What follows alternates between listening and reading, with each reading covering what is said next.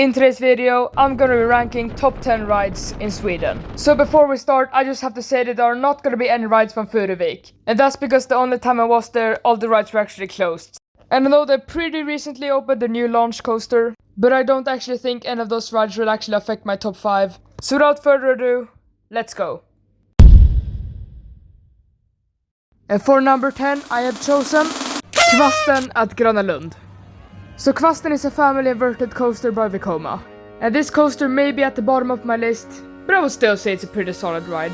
And even though it's pretty tame, it has some forces here and there, and I think it's pretty cool that it flies over all the paths. But for us thrill seekers, it isn't really anything special, and the queue time is always way too long for it to be worth it. But it has some cool moments, just like this fly through right here.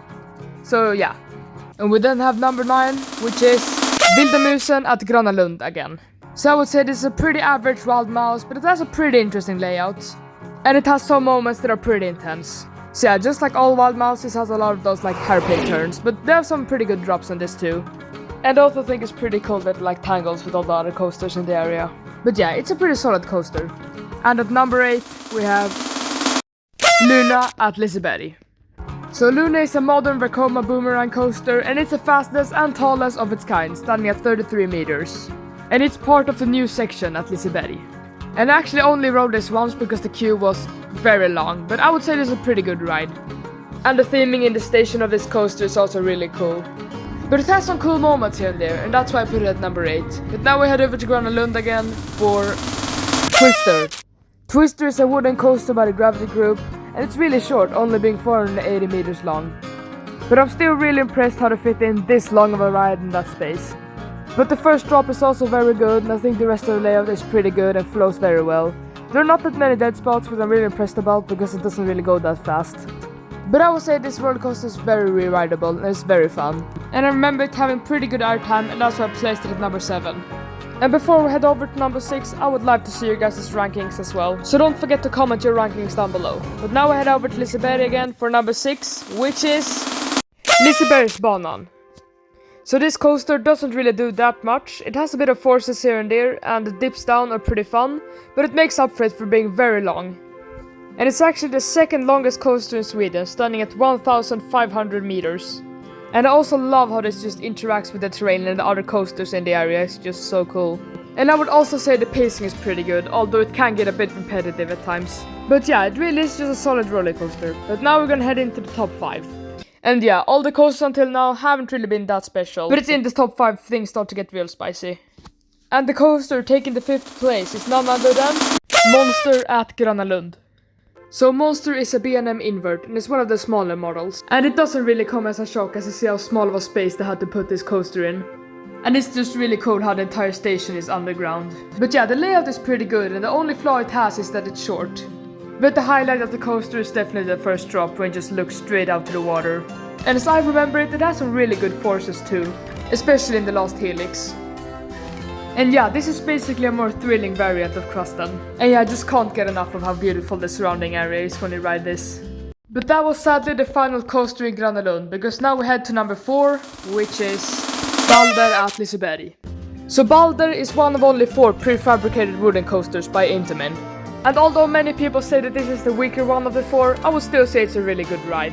And even though it's more family orientated, I would say the airtime is really good. And you get so much whip when you ride the first drop in the back row. And the sense of speed in the front is also really good. But yeah, I was really debating if I was going to put this one at 4 or Monster. But now that I think about it, this one is definitely my number 4. And this is actually the coaster I've ridden the most in Sweden, I think, because it's just so re-rideable. But now we head to the top 3.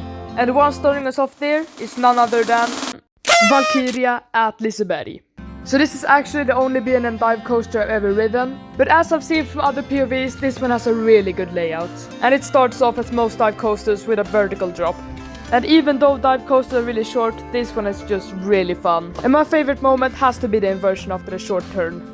But yeah, this is definitely one of the smoothest coasters I've ever ridden, and it's just so fun flying over all the paths and scenery in the area. But yeah, just like Baler, this is also a coaster I can just ride over and over again. It's just that good.